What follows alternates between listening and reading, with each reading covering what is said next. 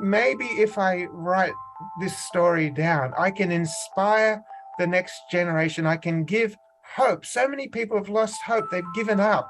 No, it's never hopeless as long as you're doing something about the problems that we all face. And so my objective is to inspire, to challenge. For goodness sakes, get out and do something.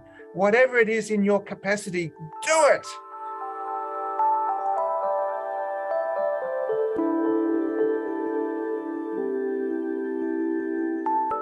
Good evening, good morning, good afternoon, wherever you are tuning in from.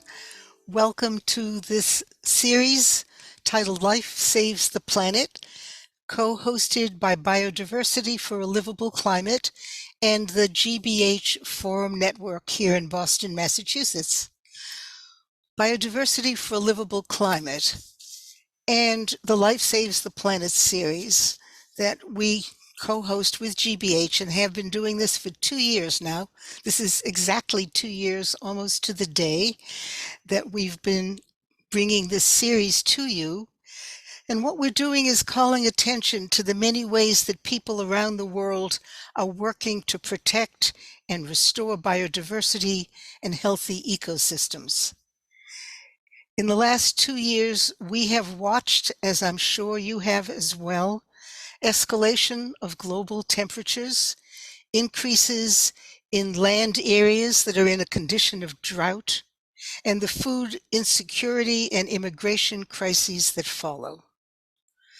To whatever extent cooling the planet is in our control, trees are one of our best allies. But how can we rapidly replace the forests that have been and continue to be cut down, as well as burned in wildfires?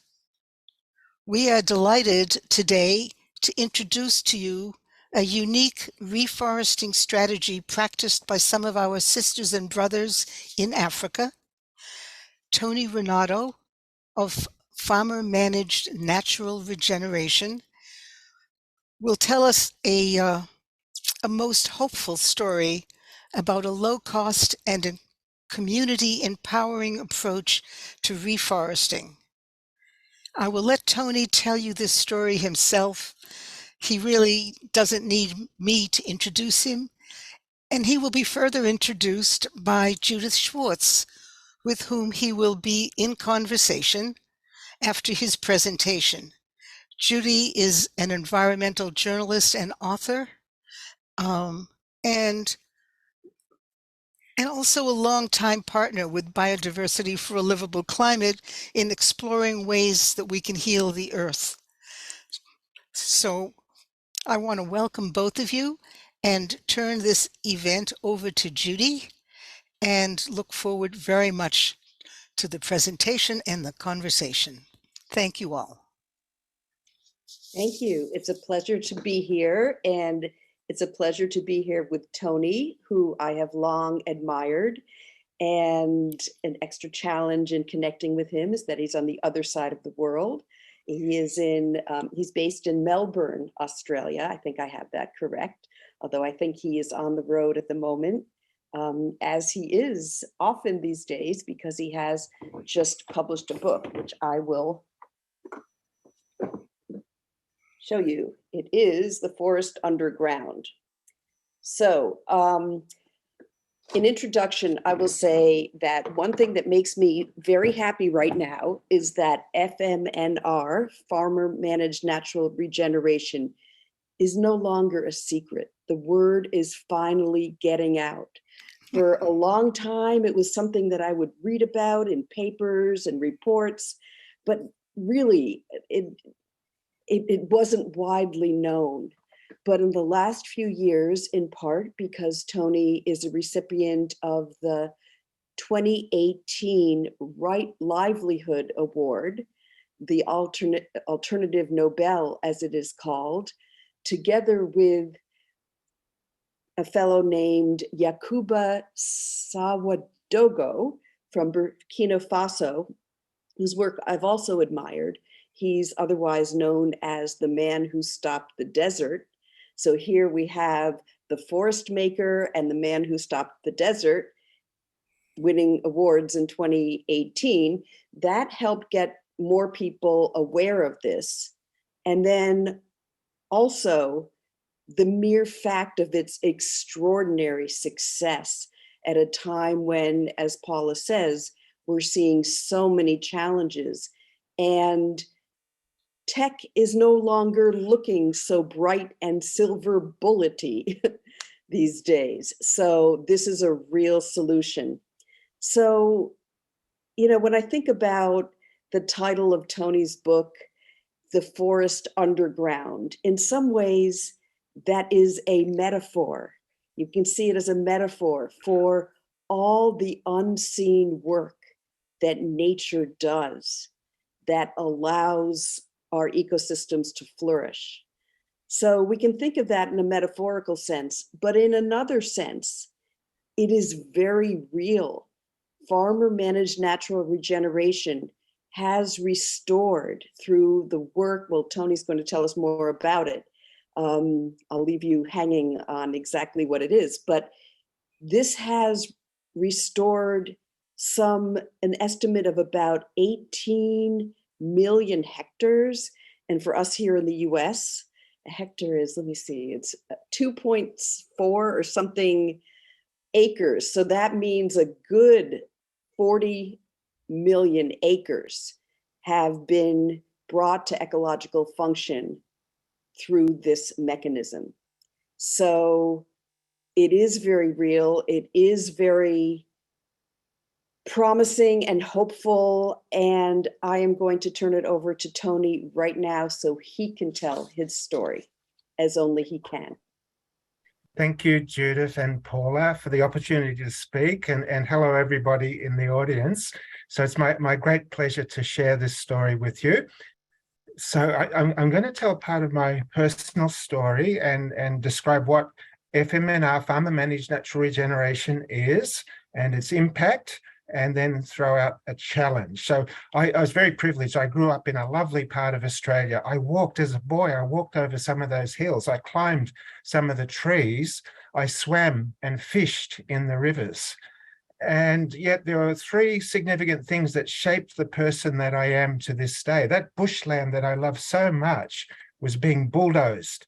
Steep hills were left fallow for years on end. And even as a child who didn't understand ecology or hadn't studied ecology, it didn't add up. What value was short-term gain if it meant destroying the environment that life on Earth depended on? The erosion, the loss of species, and many other impacts that I could see without having studied it.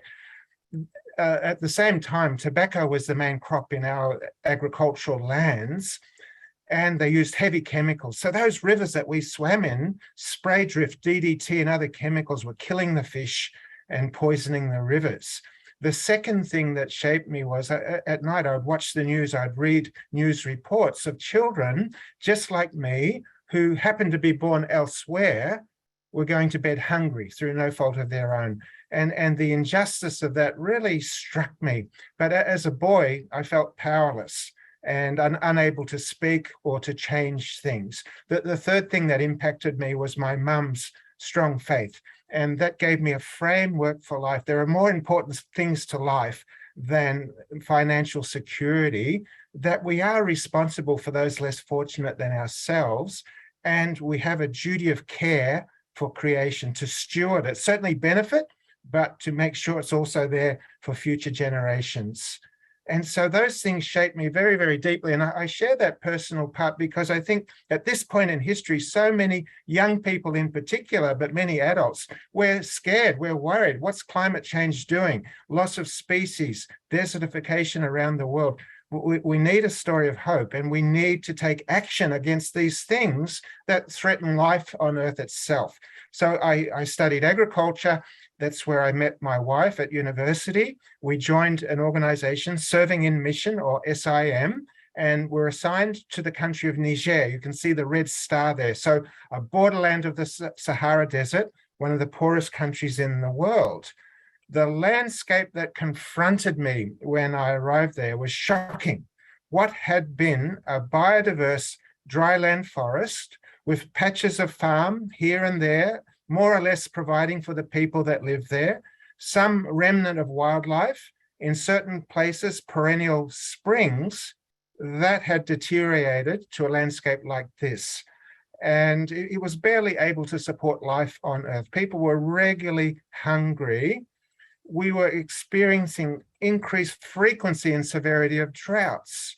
Soil surface temperatures could exceed 60 degrees Celsius. It's like a frying pan. So you imagine your crops trying to germinate through that heat. Wind speeds of 70 kilometers per hour, burying or sandblasting the emerging crops, and people having to replant and replant as each successive planting failed. And they certainly didn't have a magic pot of seed. This was also their food supply that they were replanting. Even in good years when it rained, because the biodiversity, the habitat had been cleared, there would be an explosion of insect pests, locusts, caterpillars, sapsuckers, you name it. Niger had it. So even in so-called good years, there was a high likelihood of crop failure. And so people were regularly hungry. There was a lot of displacement. Life was hard for everybody. It was particularly hard for women and children. And you can get an indication of the depth of the well from the grooves in that log as this lady draws water from a well. And the wells in that district were anything from 60 to 100 meters deep. Every drop of water for drinking, for cooking, for washing, for livestock had to come out of that hole in the ground. Water tables were dropping. Women had to walk long distances to collect fuel wood. Often there simply was none. They burnt straw for their cooking. They burnt animal manure.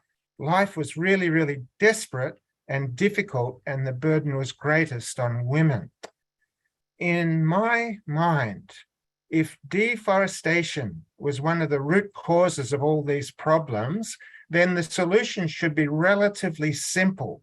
We just need to get trees back into that landscape. And, you know, I was young, I was in my early 20s, I was full of energy, I was going to change the world. Nothing worked in a sustainable, economically viable, or satisfying way. 80 to 90% of the trees that we planted died. And the thanks that I got from the very people that I thought I was there to help was they called me the crazy white farmer. Who in their right mind would leave trees on their valuable farmland when they need to grow food, when they need cash crops for meeting basic needs? And so people weren't even listening to my message about the need for trees. It wasn't for lack of trying. I studied every text I could get my hand on. I consulted the experts. I experimented with different methods, but nothing worked in a satisfying way. And it would have been quite easy for me to give up and come back home to Australia in those early years. But I felt, no, there must be a solution. There must be a way through this. And one particularly bad day, one of those low days when I could have given up, in this photo, I'm reducing the air pressure in the vehicle because it's sandy soil and you would get bogged if you didn't have low air pressure. And it dawned on me, using these methods was not going to have an impact. How many $1 million would you need? How many decades would it take? How many hundred staff to make a dent on that barren landscape? It didn't add up. And again, it's not one of those times in my life where I threw up a prayer of desperation. Help us, show us what to do, open our eyes.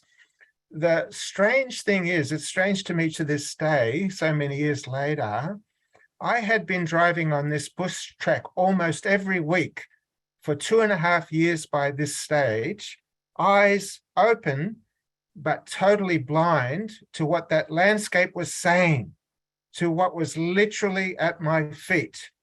And on this particular day, this innocuous looking bush, I thought it was a desert bush, perhaps it was an agricultural weed. It caught my attention. And I took the trouble to walk a little closer and see what it was. Immediately, when you see the shape of the leaf of a plant, for most plants, you can tell the species. It's like a signature. It wasn't a bush. It wasn't a weed. This was a tree. And I leant over, brushed away at the sand to reveal a tree stump. And this profusion of stems was growing, coppicing from that stump. In that instant, For me, everything changed. The battle lines changed. I wasn't fighting the Sahara Desert. It wasn't a technological or financial issue. I didn't need a miracle species of tree that could withstand goats and high temperatures and drought. If it was people's false beliefs about the value of trees, negative attitudes and destructive practices, if that's what brought the landscape to its knees, where it can barely support life anymore, that's where the new battle lay. And I realized if I can convince families, communities, farmers, if I can convince them to work with nature, to allow some of these trees to regrow, their life would be better. They would be able to create the future that they want for themselves and their children. If I could convince them of that, because the solution literally lay at our feet, I knew the rest would be relatively easy. And so many people are surprised. I get nicknames like the forest maker. There was an article that called me the tree whisperer.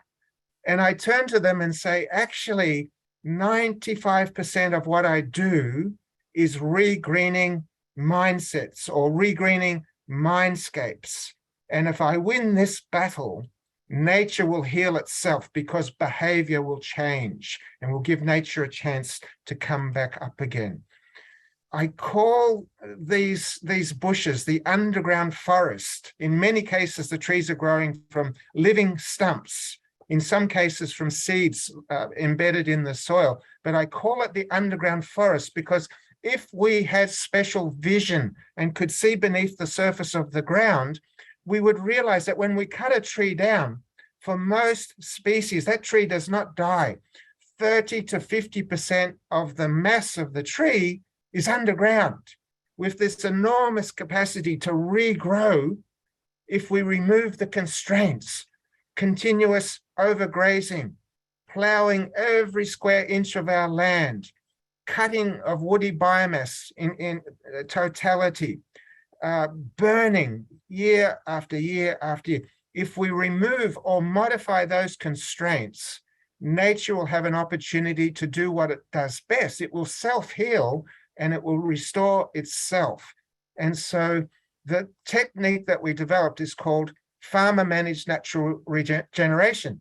And it's context dependent. It could be pastoralist managed. It could be community managed. The title doesn't really matter, but the people managed part of the name is what's critical. Can we change our behaviors to create a better outcome for the environment and for the people that depend on that environment for their livelihoods? The method itself is not actually new. It's a practice that has been used in one form or another for centuries across various continents of the world. The technical term is coppicing. So it's simply the selection of the plant that you want to regrow and the removal of excess shoots so that we're reducing the competition that might inhibit rapid growth, inhibit good straight growth of the remaining stem. So we remove the excess and we prune some of the lower branches. In other words, releasing the potential of that tree to become a tree again. So very, very simple. And from time to time, we might come back. There'll be some new suckers, some new branches that emerge, and we'll prune those off. And then there's a little bit of protection. Can we manage fire, prevent fire? Can we graze our livestock differently so that while these trees are young and vulnerable, they won't be damaged by roaming livestock? Can we change our harvesting practices so that we don't destroy every stem that comes up when we're seeking firewood and so on? So it's about how we manage that vegetation regrowth. Very, very simple. In 1983, I started working with the farmers, and you can imagine this was totally countercultural. Every good farmer knows that a good farmer is a clean farmer, meaning they clear all of the trees and devote their land to growing food crops and cash crops.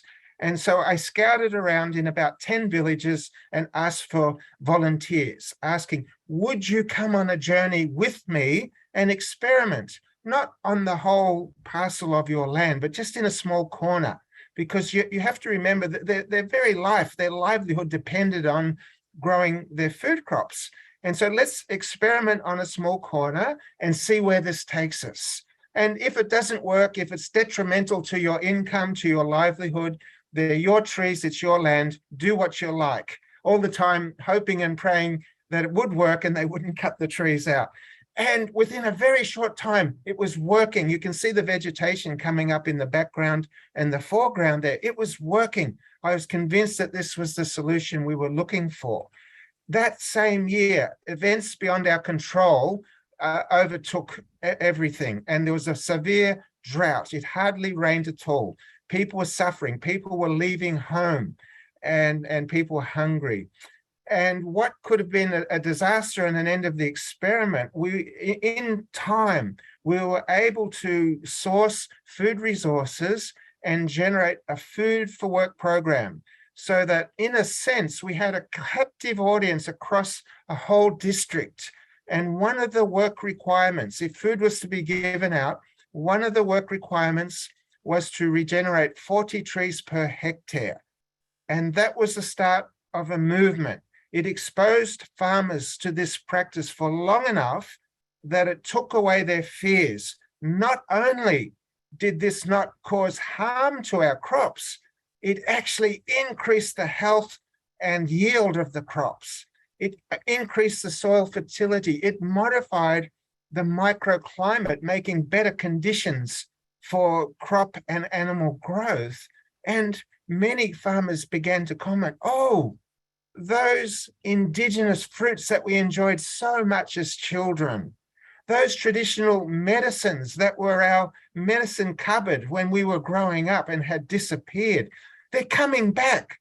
Those fodder trees providing food for our animals in the dry season, and so many other things, they're coming back. And so people started to realize, why did we destroy this in the first place? These trees are important to our economy, to our life, and to our agriculture. And so we were able to draw good from bad by using the tool of food for work. What happened over the next 20 years was beyond imagining. What had been largely a bare landscape with less than 4 trees per hectare, and you can see the trees here, these dots from the satellite image, many farms having no trees whatsoever. Within just a few years, tree density increased to 40 per hectare. And over 20 years, this method spread largely by word of mouth, by observation, by trial and error from the farmers themselves to 5 million hectares, 200 million trees growing on farmland without planting a single tree, and creating landscapes like this in the dry season. This is not a national park. This is not a forest. This is agricultural land. People still need to grow food and have cash crops, and yet they've realized they can have both some level of ecological restoration and much, much higher, much more robust agricultural productivity. And in the rainy season, you can see it's a lovely agroforest parkland. And in other contexts, we can take those same principles, and it depends on your objective and the context. If you want a natural, biodiverse forest, we can apply the same principles for forest restoration. If you want a rangeland with some level of tree cover for shading and protecting the livestock and the pasture, we can work towards that objective as well. So in the context of Niger, the impact of restoring 5 million hectares of farmland was phenomenal. Gross incomes increased by roughly $1,000 per household. The value of what people consume plus the surplus that they sold, $1,000 per year per household. Remembering that the average income in that era was around $500. So doubling, tripling of people's gross income. Cumulatively across the nation, every year, without subsidy, without ongoing non-government organization intervention, that added up to around $900 million every year, helping 4.5 million people. Because of now working with nature, allowing trees to come back every year, farmers are growing an additional 500,000 tons of grain, enough to feed 2.5 million people. And they're doing this without artificial fertilizers, irrigation, or improved seed. So it's had a very, very big impact. And I put the little pause button down there to give it context. Where did this happen? This is the edge of the Sahara Desert in a very, very harsh environment. Who did this? It wasn't the USAIDs, it wasn't the governments or even the NGOs. This was a people movement. These are highly risk-averse farmers who have everything to lose if they get a technology wrong, and for the most part illiterate and not in the mainstream of information flow and so on. This was a people movement affected by the communities themselves. So the implications of this are very, very significant. I've had the privilege of returning to Niger a number of times. The last visit was in 2018, just before COVID. And what I have observed is people have built on that foundation.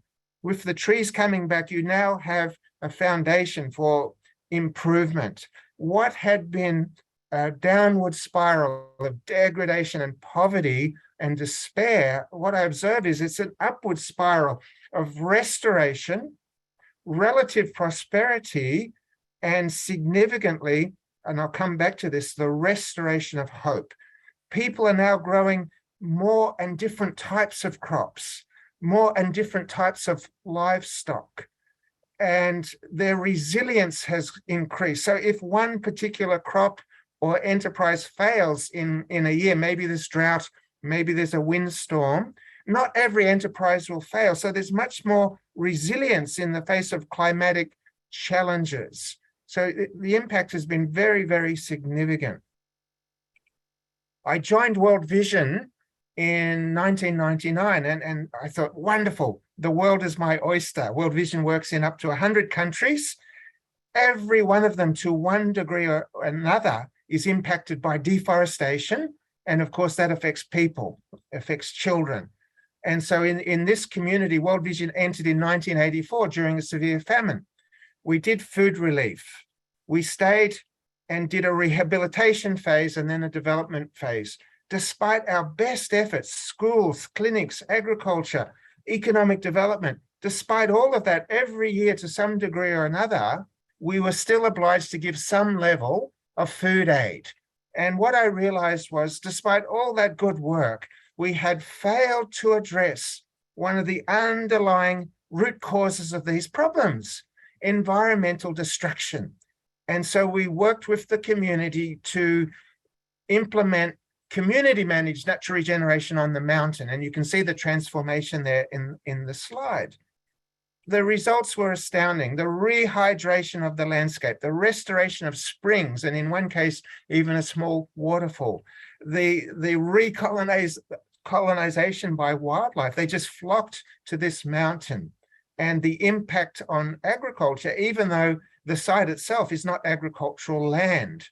And so crop yields increased, resilience during drought increased, incidence of flooding decreased. So agriculture became more resilient. The risk in farming was reduced. And so farmers invested more heavily in improvements to agriculture, and they were less needful to plunder the forest in order to stay alive. So total turnaround in the economy and the ecology of that landscape. I'm very, very privileged to return to many of these landscapes. And I pinched myself, am I actually being paid to go partying? Because what happens when I go back is people are so joyful. They're singing and dancing and clapping. They want to show me what they've done to improve their situation. And as much as, yes, of course, I enjoy seeing the regreened landscape, the biggest change I see is this restoration of hope. people are empowered, people are given hope, people will now, their behavior will change, they'll invest in improvements, they'll send their children to school, they'll make wise decisions about how they use land and vegetation and natural resources. So nearly at the end now, but as we all know, we're at a critical point in history, and there are fires in places that have never burnt before. Temperature records unimaginable before, more severe storms, and so on. This all affects, well, it certainly affects the environment, but it affects people trying to make a living from the landscape. It's becoming harder and harder to grow food, to earn an income from the land. And so people in desperation will move. People in desperation will fight over scarce resources. And what's happening already and what's coming in the near future is very, very frightening. But I didn't want to share this message just to get us all depressed. That's not my objective. I actually have a lot of hope, not so much in technology, not so much in finances, but in nature's ability to regenerate and in people's ability to affect those changes that enables nature to regenerate.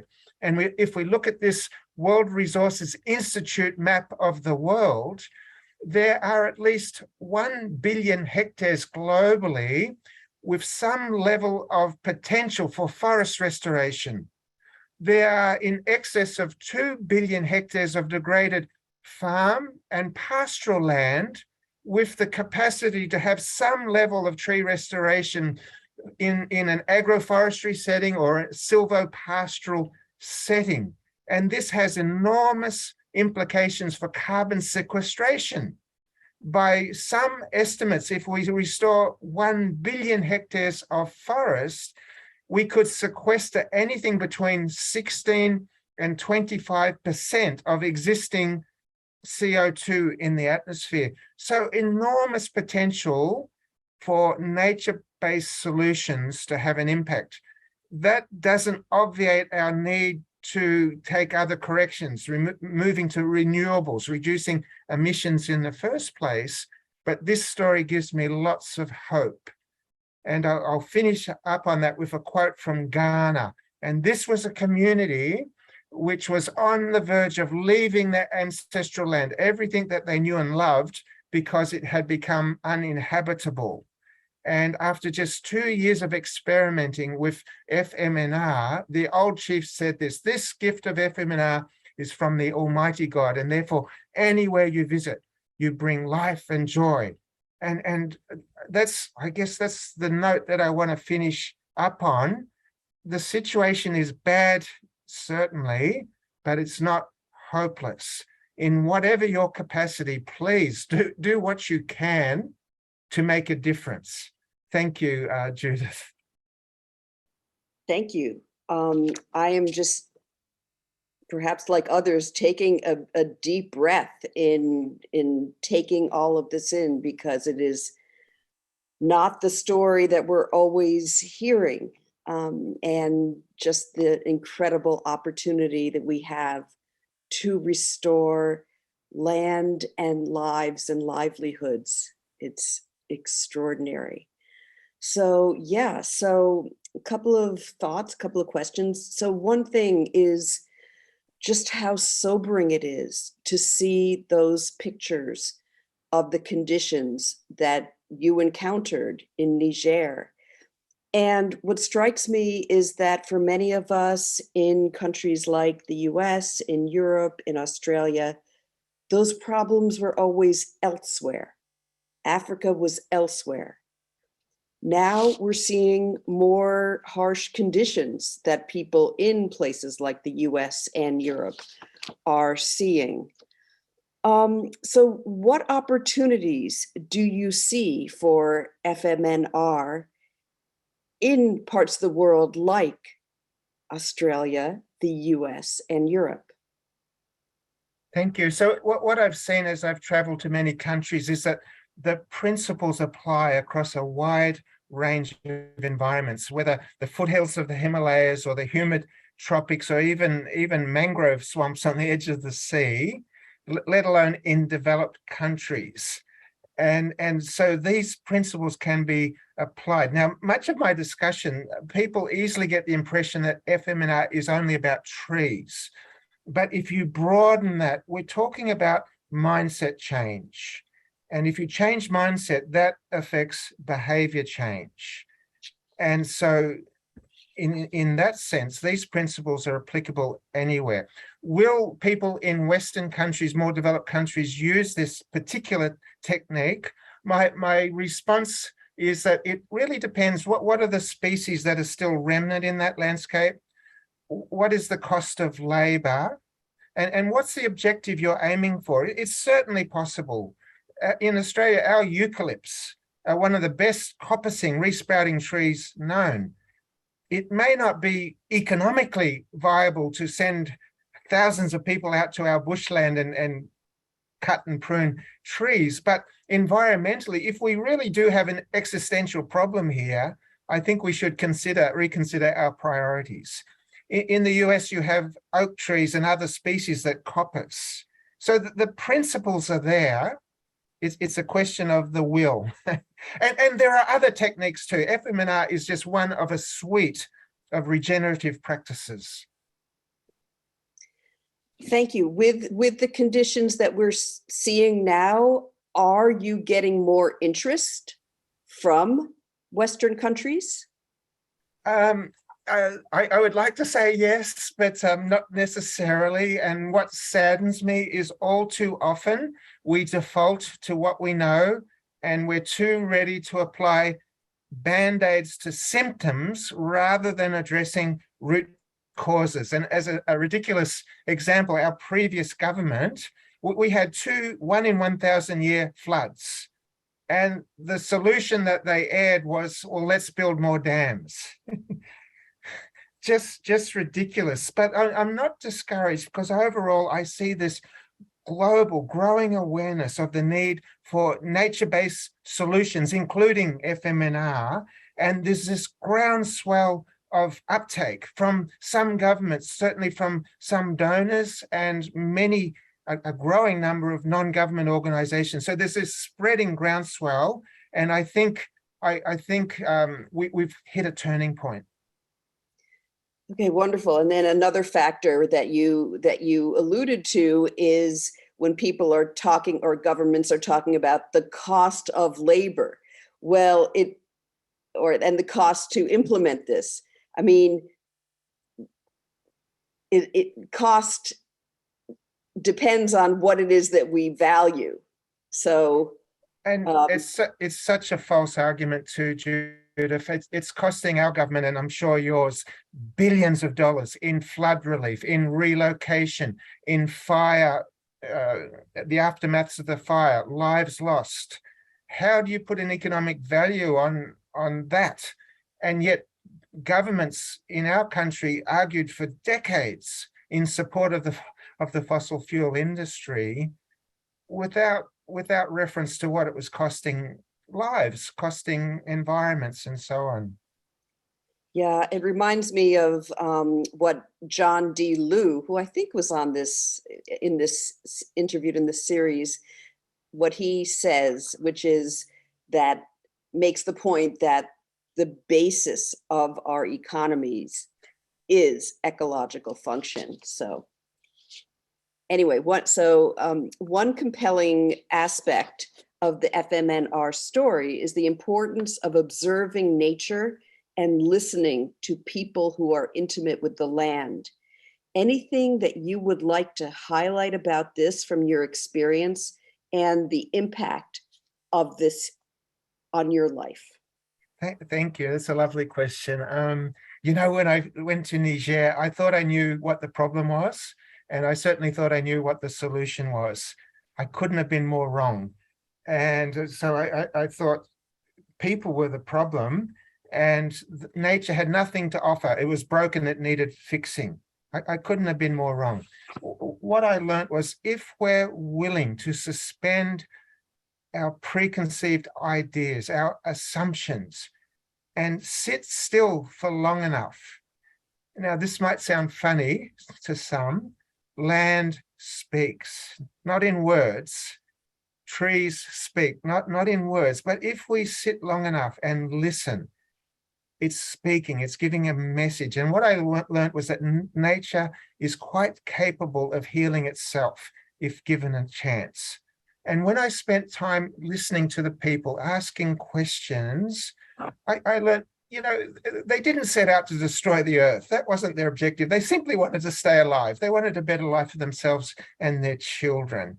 And if I was able to give them a few pointers and treat it as a journey, I didn't have all the answers, but let's experiment. Let's go on a journey and see where this takes us. Would you be willing to work with nature instead of always destroying it and hitting it on the head? And just see what it does. And lo and behold, when you work with nature, it provides for you and life becomes much, much better. And so what effect has it had on me? and I hinted at this. My main occupation today is regreening mindscapes. I have the role of peacemaker, turning people who were enemies of trees, enemies of nature, into friends. And the main tools of my trade are not technological. They are these 6 questions: what, how, when, where, why, and who. I take them wherever I go, and they're the most useful tools I could recommend to anybody. Wonderful. So right now, in discussions about how to heal our ecosystems, there's a lot of polarization around thinking that, or claiming that, planting trees will save the world, or planting trees will just dry up the landscape. How does FMNR sidestep such arguments and even turn them on their head? So this is such a zero-sum type of thinking, and it implies that somehow the trees keep all the water to themselves. And certainly, I don't want to be too light on this. Certainly, there are some studies in certain types of reforestation programs where stream flow has been reduced. In certain types of eucalyptus forest, the modeling indicates that if you reforested to a degree, then water flow would decrease. However, in the case of FMNR, where we're talking about natural regeneration of mostly indigenous species, I'm constantly amazed, from Burundi to Indonesia and everywhere in between and beyond, even the restoration of very small areas of land, 2 acres, 3 acres, we're seeing a measurable increase in the stream flow, in the springs, in the height of the water level in the wells. And it amazes me. How is that even possible? There was a study done in the UK. Water falling on the ground at the base of trees penetrates the soil 64 times faster than water landing on bare ground. So instead of running off and causing flood problems elsewhere, and in dry countries, instead of largely evaporating, it's percolating into the ground. In one of our projects in Ethiopia, Mount Demota, they restored 503 hectares. 11 springs, which had dried up, are now flowing perennially. Trees, I don't know if emit is the correct word. They emit bacteria that seed clouds. Trees pump moisture into the atmosphere, and in large forests even generate their own rainfall patterns. The uneven surface of a forest canopy generates turbulence when the jet stream passes over, greatly enhancing the likelihood of rain. Amazingly, in the drylands that I worked in, some species of trees share their water. They bio-irrigate the crops nearby by leaking moisture into the surface layers of the soil. Unimaginable. And what rain falls, trees increase the effectiveness. Lower temperatures, lower wind speeds, lower evaporation rates more for the crops and pastures. So I could go on, but I'll probably overstress the point. Yeah, wow. I have one more question for you, and then I'm going to start to turn to the audience questions. And this question is, if you had your wish, where would FMNR be used, and what would be its role in global ecosystem restoration, in healing the earth? Thank you. So I guess my desire is to leave the world a better place than how I found it when I came into it. And to the degree that FMNR is about mindset change, what I would like to see is all people everywhere learning to work with nature instead of defaulting to destructive behavior. Now, FMNR can certainly play a big part of that. I'm convinced. I've traveled widely. I've seen the opportunities, but any nature-based solution, if our thinking is changed, the whole way we manage and restore landscape will change. So I guess my desire is for a livable earth for nature and for humanity. That is a big call, but a wonderful goal for us all to aspire to. So we have lots and lots of questions that have come in. So this question, I don't know what they're referring to, but you might. The question is, have you ever heard of TESA, T-E-S-A, or climate forward seeds or food forest programs? Sounds like they're referring to some particular programs. So the first two, no, but forest farming, yes. So highly productive polyculture, resilient to climate change and various environmental shocks, insect attack, and so on. So very robust farming systems, yes. Okay, another question. If I think that the person asking is referring to Niger, if it was such a dry climate there, why was fire not a problem? Or was fire a problem? It just, we didn't see that particular story. Interesting. For the most part, no, because of, I guess, heavy grazing pressure, severe poverty. You know, when people had no grain, when people ran out of trees to sell, they literally went out wherever and raked up the grass. And I often witness people with big bundles of grass hay on their heads, walking 20, 30 kilometers to market to sell for a pittance in order to buy food for their family. So fire was a rare issue there. But in other parts of the world, it's constant every year. Burning, burning, burning. So another person asks about how, says sometimes farmers hate trees and they love tidy monocultures. I think you would address this. So if I could just add a little bit, please, Judith. Yes. So had a lovely experience in Tanzania. And a farmer, an older gentleman, sheepishly took me by the hand to the edge of his farm.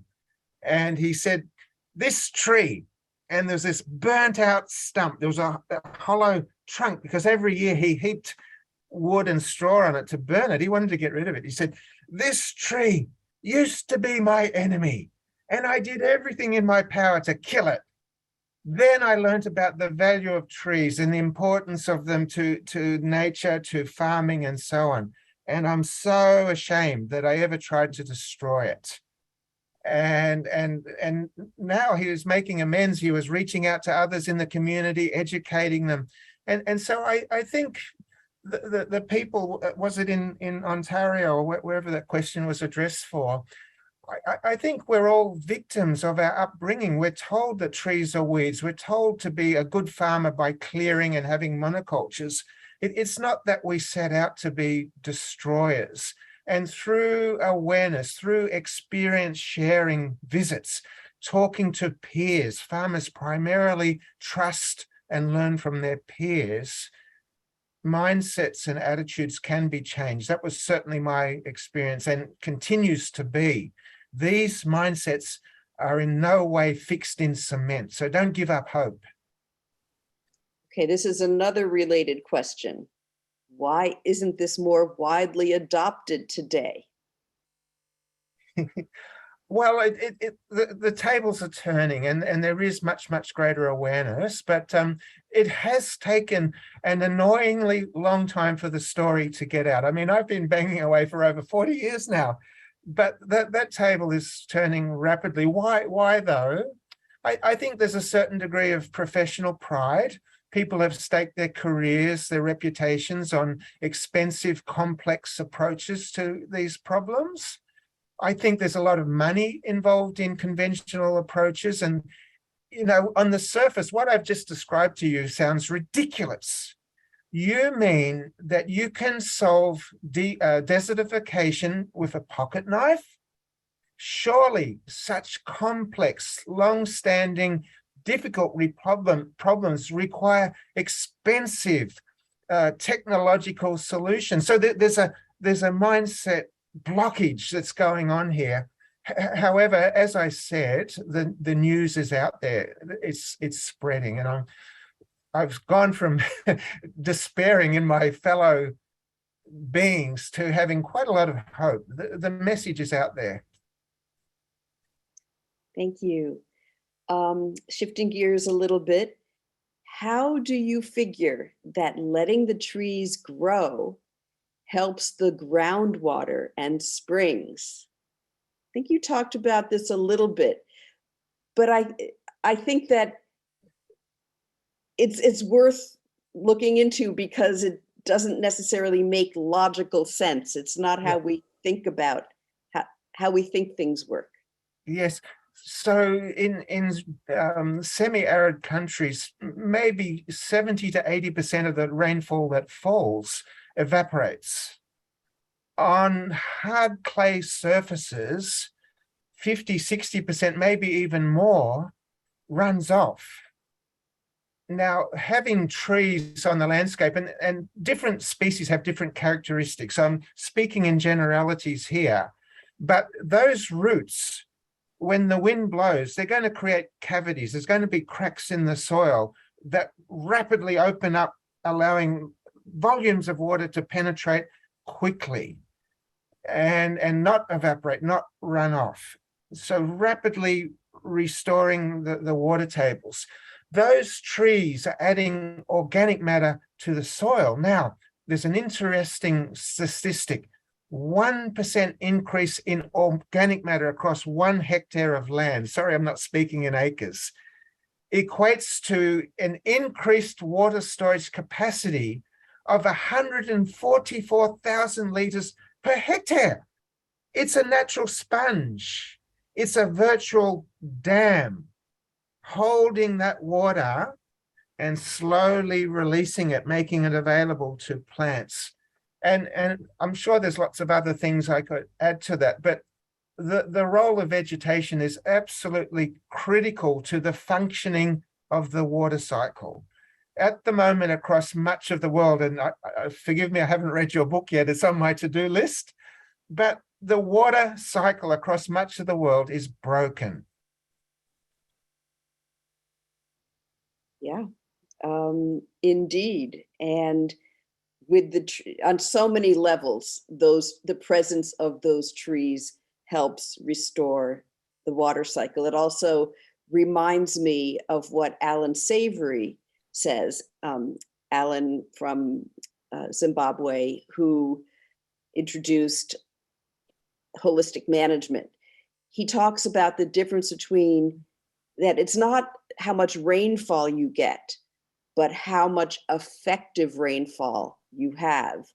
And with the trees in the landscape and all of the dynamics that those trees bring into the water and carbon and nutrient cycle, you have created effective rainfall. So yes, yeah, and I love Alan's work. It's so transformational at scale across many types of landscapes. And just thinking about his work, which is about grassland ecosystems, and your work, which is about trees, which can also be integrated into savanna grasslands, how powerful those are together. Oh yes, because with Alan's work, you're managing how you move livestock. So if it was beneficial in a certain ecological context to have copses of trees and trees along the waterways or wherever, then you're actively managing where those livestock go and for how long, giving the regenerating trees time to get above the goat line, if you like, get robust enough so that they can withstand grazing. So these two approaches are very, very complementary. Yeah, absolutely. Another question is, and I think that the asker is thinking about very dry lands like in Niger. Will we have enough rain to nurture the trees? So my rule of thumb is if there was a forest or some level of tree cover there in the past, even in many cases the distant past, theoretically we should be able to restore some approximation of that. Now, some dry lands, to my knowledge, were never forests, never had a heavy coverage of trees. But many drylands, many so-called deserts, and when we say that word desert, we're thinking of lifeless, waterless, barren landscapes. However, many of those landscapes are not true deserts in that sense. They are altered landscapes. And I've had the privilege of going to the dry parts of Jordan, 2 to 4 inch rainfall, the rural areas of Abu Dhabi, Dubai. For all intents and purposes, it looks like true desert, but I find tree stumps there. What's inhibiting them from regrowing? Constant cutting, grazing, the system of land management. And so I have a lot of hope for some of our dry areas, but I don't have false hope for areas that were never forested. I have hope that you can restore them to what they were. Perhaps it was a grassland, perhaps it was a savanna, but let's not kid ourselves to create something that was never there and maybe not meant to be there. Thank you. Which methods would work best for developed countries to change their mindsets? Well, let's take that toolbox and not limit ourselves. Let's sit down and investigate. What was it before? What is it now? And what could it become? Who owns that land? What are the laws applying to that land? What's our objective? If we answer those questions, what's the objective of the people living there? If we answer those questions, there's this whole suite. You can go from just lock it up and let it restore itself.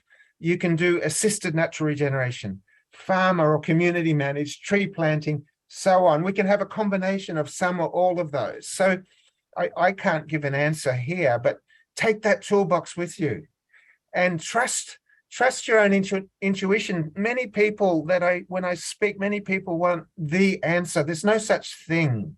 Trust your intuition, consult widely, be prepared to make mistakes and learn as you go. Nature's very forgiving. It's put up with this for this long. It can take a little bit more until we work it out. In your answer to that, it makes me, what I'm hearing you say is that it is in part a matter of imagination. When you ask questions, so often we see landscapes and we just assume they've always been that way. But if you step back and inquire, what was that landscape and what could that landscape therefore be? Oh, that's one of my most important tools when I run a workshop. People ask me, but people don't change. How do you get them to change? Well, I don't actually. I do this exercise, past, present, future. what was the environment like when you were a child? What was the environment like? And usually I get this flowery language. It was the Garden of Eden. The weather was reliable. The streams flowed. There were wildlife. The agriculture was supporting us. What's it like now? Oh, Mr. Tony, it's terrible. Drought, flood, low crop yields, no wildlife, streams have dried up. If we continue business as usual, destroying the environment, what will life be like for our children? And they know perfectly well. But you see, I haven't given the answers. I haven't said, look, you've destroyed this. I haven't accused. They've drawn their own conclusions. They don't want to go to that bad place in the future. And that opens the floor. Oh, what can we do together? Would you come on a journey with me to see how we can create the future that we want? So I love what you said. What's your imagination telling you? And most people have an applied imagination. They just accept things the way they are. And that's deadly. Another question is, does FMNR ever include anything like agroforestry, food forests, syntropic farming, or is it only for conservation? Oh, well, again, let's use our imagination. So there's no limits here. And for the most part, it is actually a form of agroforestry. And in some contexts, like that Ethiopian example, it's natural forest restoration, and then everything in between. So yes, let's not limit ourselves to what we know from textbooks. Let's not limit ourselves to our life experience. Open your mind. Nature's so diverse, so I don't know how to describe it. It's embracing us, it's inviting us, come and play with me. Indeed. So this person asks, are there opportunities for average people, I guess perhaps in environments like many of us are in the US or Europe, to assist in any way in their own environments, their backyards, community properties, and the like? Well, of course, what am I going to say? Yes, yes, and yes. Inform yourself, read, consult, ask those questions. Do you own a property, even a small one? Start with yourself. Do you live in a street that has a barren nature strip? Can you talk to the council about getting some trees in there? Can you join a club? I forget the name of it now. I want to say Orbiton, but it's not that one. The tree. Yeah, I think that one's birds. Anyway, join a group that's planting trees, friends of the local reserve, whatever. Get involved with others. And with each step that you take, you'll be able to see further, and new possibilities for engagement will open up to you. If you're not in a position to do something but can give, there's many, many charities, many organizations that are doing this work. Support them. Advocate, write to your local member, but whatever you do, don't do nothing. So specifically, how can us here support the growth and advancement of FMNR itself? So World Vision has projects in many countries, and through supporting World Vision projects, you can support this type of activity. We freely shared this information. So an increasing number of other organizations, both environmental and development organizations, are also applying these principles. So I guess do Google search, inform yourself. There are many projects that can be supported financially for FMNR activities. And I can share a link, FMNRhub.com, FMNRhub.com. There's actually a donate button, and donations go specifically towards this type of work. Okay, well, that is an incredible invitation, given how much you're doing now. Do you want to share with us in closing what it is that you're doing now with your book, and how people might purchase your book, which I read and has, it's a wonderful, it's a personal story with wonderful photographs and all. Thank you, Judith. So I'm very privileged that my full-time role now is sort of ambassadorial. I have the privilege of sharing this good news, this story of hope on a world scale. So I often speak at conferences. I speak to schools, churches, religious groups, non-government organizations, governments, even UN and European Union bodies. That's the privilege that I have, getting this message out there. I never intended to write a book. I thought that's not going to happen. I'm too busy. People wouldn't read it. It's not interesting. But, as you get older, hopefully you get a little bit wiser. And I thought, I can't do the field level work that I love so much anymore. Others are doing that. I can't do the managerial role. Others are better at me than that. What's the best use of my time at this age? Maybe if I write this story down, I can inspire the next generation. I can give hope. So many people have lost hope. They've given up.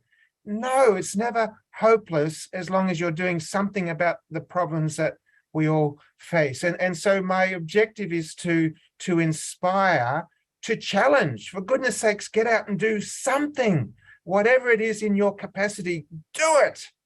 And so where can you get the book? It's readily available in ebook form, in hard and soft copy form. If you're not in Australia or New Zealand, just go to Amazon and the usual suspects for accessing online.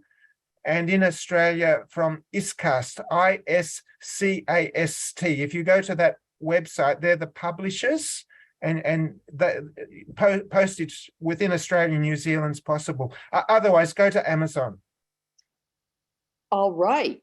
So we have used up all our time.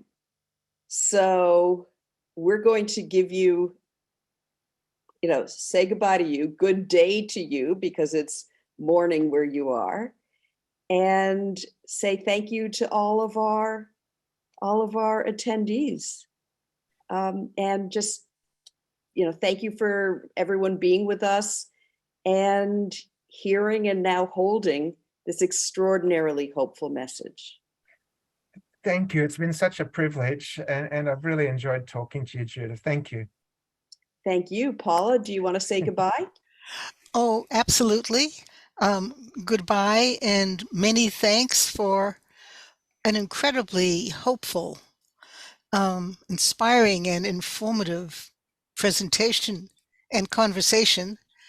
And to say, in addition to making sure you get the questions, it would also be really interesting to have in one place some of the things that you said about the power of trees to increase infiltration of water into the soil. And you described some impacts and effects that I have not seen in writing before. And if they're not in writing, I wonder if you could do that. That would be very valuable and very convincing. Yeah. Thank you, Paula. I will send you, after this session, I'll send you a link to a recent article published by Springer.